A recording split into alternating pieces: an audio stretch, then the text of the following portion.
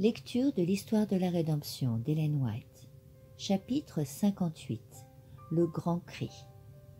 J'ai vu des anges voler rapidement çà et là dans le ciel, descendre sur la terre, puis remonter au ciel, préparant l'accomplissement de quelque événement important. Ensuite, j'en vis un autre, puissant, envoyé sur la terre pour joindre sa voix au troisième ange, afin de donner force et puissance à son message. Cet ange était doué d'une grande puissance et environné de gloire. Lorsqu'il descendit sur la terre, celle-ci fut éclairée de sa gloire. La lumière qui l'accompagnait pénétrait partout. Il criait d'une voix forte « Elle est tombée, la grande Babylone. Elle est maintenant un lieu habité par des démons, un refuge pour toutes sortes d'esprits mauvais. Toutes sortes d'oiseaux impurs et détestables y vivent. » Apocalypse 18, 2. Le message proclamant la chute de Babylone, donné par le deuxième ange, est ainsi répété avec la mention additionnelle de la corruption qui a envahi les églises à partir de 1844. L'œuvre de cet ange vient seconder celle du troisième message au moment où sa proclamation devient un grand cri. Le peuple de Dieu est ainsi préparé pour triompher à l'heure de la tentation qu'il doit bientôt affronter. Je vis ces deux anges environnés d'une grande lumière, proclamant sans crainte le message du troisième ange. D'autres anges furent envoyés pour seconder l'ange puissant descendu du ciel. J'entendis des voix qui semblaient résonner partout, disant « Sortez du milieu d'elle, mon peuple, afin de ne pas participer à ses péchés et de ne pas avoir part aux fléaux qui vont la frapper. Car ses péchés se sont entassés jusqu'au ciel et Dieu n'a pas oublié ses mauvaises actions. » Apocalypse 18, 4, 5. Ce message semblait être une addition à celui du troisième ange, de même que le cri de minuit s'était joint au message du second ange en 1844. La gloire de Dieu se posait sur les saints qui attendaient patiemment et proclamaient sans crainte le solennel et dernier avertissement, annonçant la chute de Babylone et appelant les enfants de Dieu à sortir de son sein afin de pouvoir échapper à son terrible sort. La lumière qui avait éclairé ceux qui attendaient pénétra partout.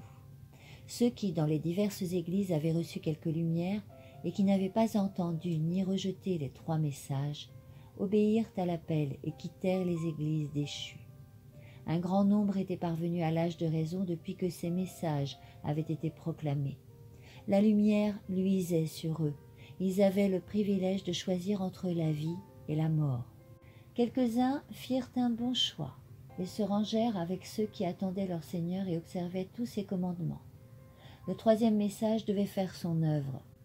Tous les enfants de Dieu devaient être éprouvés sur ce point et appelés à sortir des diverses congrégations religieuses.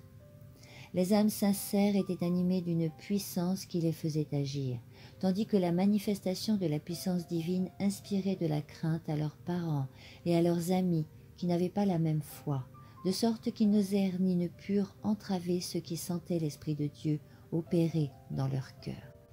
Le dernier appel parvint même jusqu'aux esclaves, et ceux qui étaient pieux furent transportés de joie à la perspective de leur heureuse délivrance. Leurs maîtres ne pouvaient les contraindre, la crainte et l'étonnement les rendaient muets.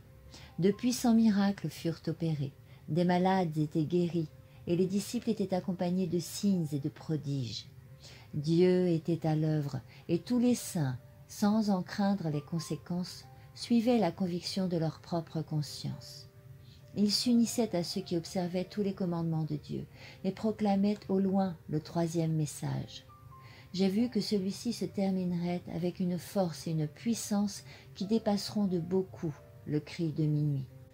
Les serviteurs de Dieu revêtus de la puissance d'en haut, le visage resplendissant d'une sainte consécration, allèrent proclamer le message céleste.